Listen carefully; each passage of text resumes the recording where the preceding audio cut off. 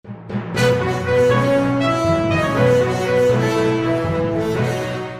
દર્શક મિત્રો, હું શીતલ મહેતા ન્યૂઝ ઓફ કચ્છમાં આપનું સ્વાગત છે. જોઈએ આજના સમાચાર.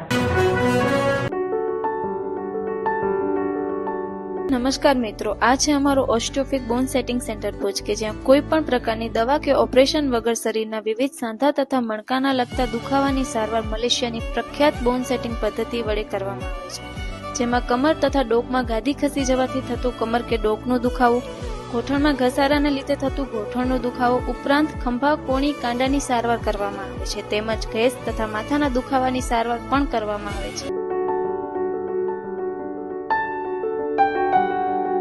ગાંધીધામમાં ભાભીએ નણંદના વાંધાજનક ફોટા પોસ્ટ કરતા નણંદોયાએ ભાભી દક્ષાબેનને છરીના ઘા મારી રહેસી નાખી. ગાંધીધામમાં ખૂનનો ઘાતકી બનાવ બન્યો છે.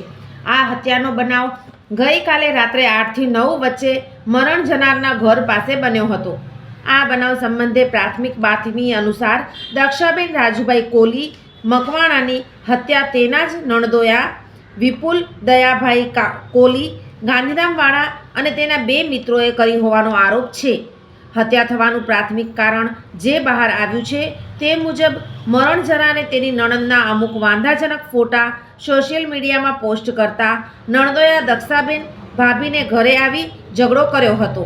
તેમની સાથે તેમના 2 મિત્રો હતા અને બોલાચાલી બાદ 2 વ્યક્તિઓએ દક્ષાને પકડી રાખી હતી અને નણદોયા વિપુલે દક્ષા ઉપર ઉપરા ઉપરી છરીના ઘા કરતા દક્ષાનું મોત નીપજ્યું હતું.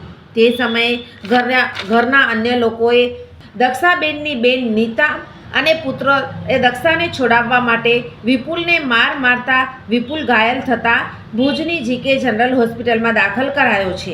સમગ્ર ઘટના સંદર્ભે ગાંધીધામ બી ડિવિઝન પોલીસમાં વિપુલ તથા તેના 2 મિત્રો સામે વિવિધ કલમ હેઠળ ગુનો નોંધી તપાસ શરૂ કરાઈ છે.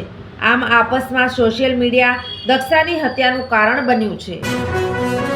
સોફ Kutch power by Opal electronics, LG best shop, Vijaynagar road Bhuj, Rambag road Adipur. Power by KC jewellers, latest fashion ડિઝાઇનના ઓર્નામેન્ટ્સનો વિશ્વાસપાત્ર શોરૂમ, હોસ્પિટલ રોડ ભુજ. દર્શક મિત્રો, આજે તારીખ 7 ડિસેમ્બર 2024. આ હતા આજના સમાચાર. આવતીકાલે ફરી મળીશું. ત્યાં સુધી મને રજા આપશો. નમસ્કાર.